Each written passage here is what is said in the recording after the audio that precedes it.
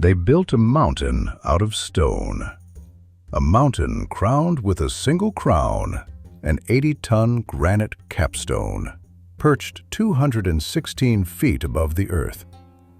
No cranes, no cement, no modern machines, just men, ropes, elephants, and a geometry so precise it still fools the eye.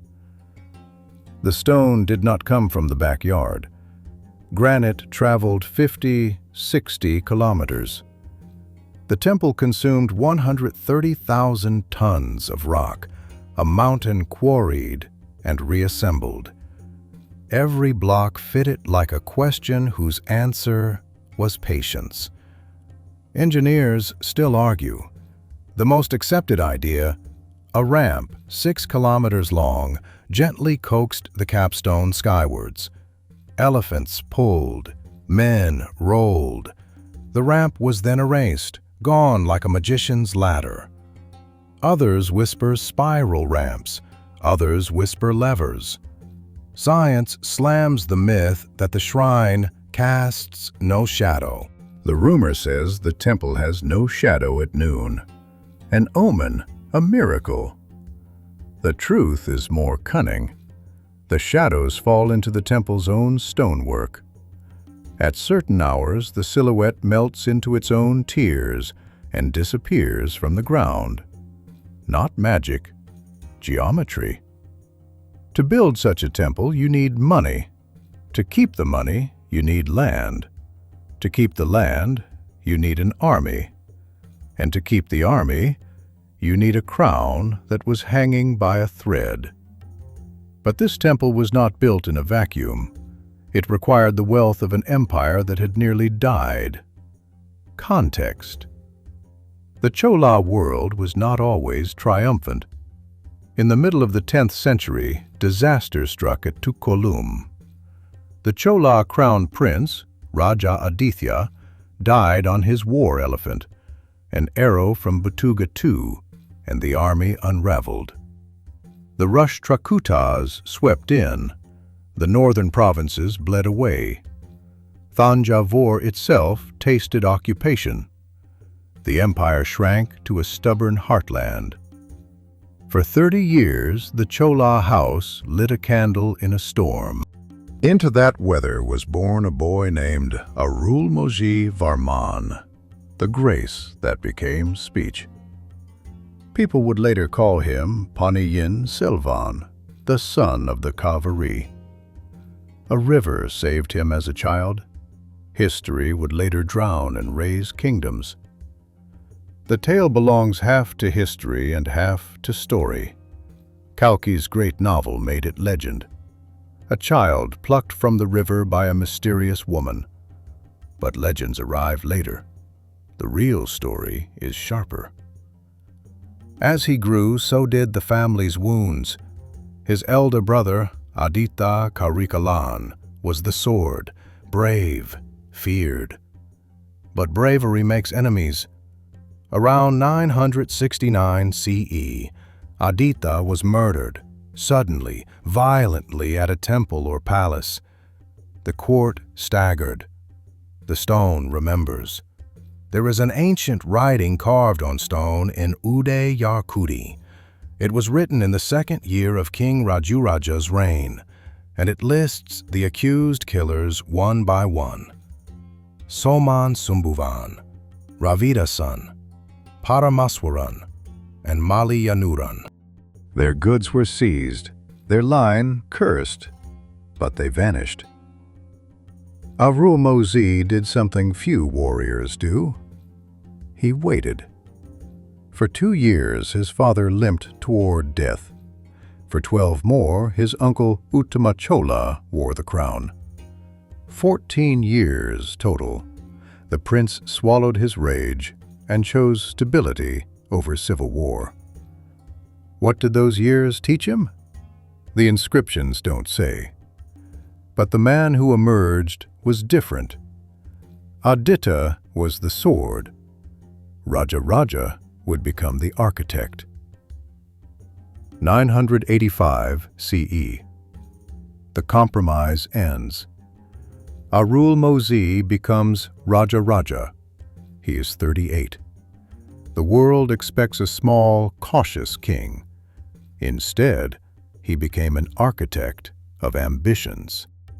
He reformed the army. He built a navy. He called the Bay of Bengal the Chola Lake. Ports were fortified. Ships cast shadows on the surf. He destroyed the Kandalur Salai. He wrecked the ships, broke the port, and humiliated his rivals. The phrase appears in inscriptions like a badge, proof he had mastered the sea as decisively as he had learned the court. Then Sri Lanka. The Cholas sailed. In 993 CE, Rajaraja's banners were planted beyond the Palk Strait. Anuradhapura burned. The Kulavamsa says the city was utterly destroyed. The ancient capital, thousands of years old, shuddered under Chola iron. Polonnaruwa rose in its place, renamed Jananathamangalam, and home to a Shiva temple. He did not stop at Sri Lanka. He sent crews to the Maldives and the islands of the sea, strings of strategic bases that turned trade into statecraft. The Chola navy had teeth and chains that crossed the ocean. But conquest was only one instrument. Diplomacy was another. In 1006 CE, with the help of a Sumatran prince, Rajaraja patronized Tudamani Vihara at Naguputanum, a Buddhist monastery alive with foreign monks. A Shaivite emperor backed a Buddhist monastery, not out of expedience only, but from a ruler's idea of order. Trade, faith, and scholarship flowed together under his protection. The stone repeats his victories. The names become liturgy. The sea belonged to him. The islands paid tribute. The treasury swelled. But empires are not built on conquest alone. The true test was whether Rajaraja could turn battlefields into balance sheets and chaos into order. With war secured, attention turned inward. In 1000 CE, he ordered the Great Land Survey. Land was measured, fields were counted. The state learned the face of every acre. The Chola state did something else surprising. Local self-rule was systematized. The Kudavolai, the pot of tickets, summoned public officials by lottery. Not modern democracy, it excluded women and the landless, but it was governance by rule, not whim. And temples, these were more than piety. Brihadisvara's walls tell that story. The inscriptions read like an economy. Rajaraja gave 38,000 gold coins to the temple. It employed 800 men, 400 dancers. Markets, loans, grain in kind. The temple was a state within a state. Even sculpture broadcasts power. The Nandi, carved from a single stone, sits like a sentinel, heavier than 3 African elephants. The main Shivalinga itself, a monolithic mass, 20 tons. The stone does not forget. The copper plates record not only glory but governance, loans, land grants, penalties for usury. The state was literate and legal. Why build so high? Why carve the names of dancers and barbers into stone? Perhaps Rajaraja understood what most conquerors forget, that power without memory is dust. The temple was his answer to death itself. Rajaraja Chola held the peninsular cone of India in his palm, controlled the northern half of Sri Lanka, and his navy turned the Bay of Bengal and the waters around the Maldives into a Chola-controlled zone.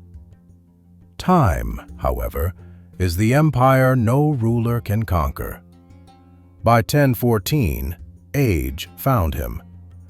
On 14 January 1014, the emperor passed away. No uprising followed.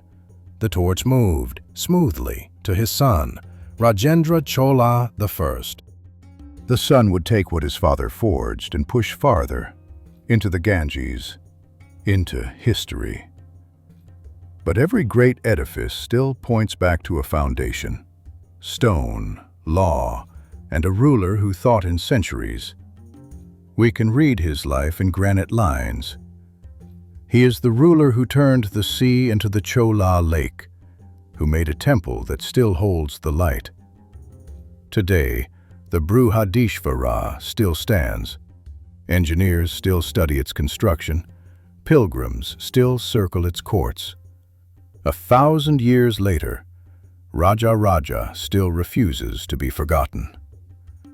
He built for gods and people. He made record and refuge. He taught rulers how to last.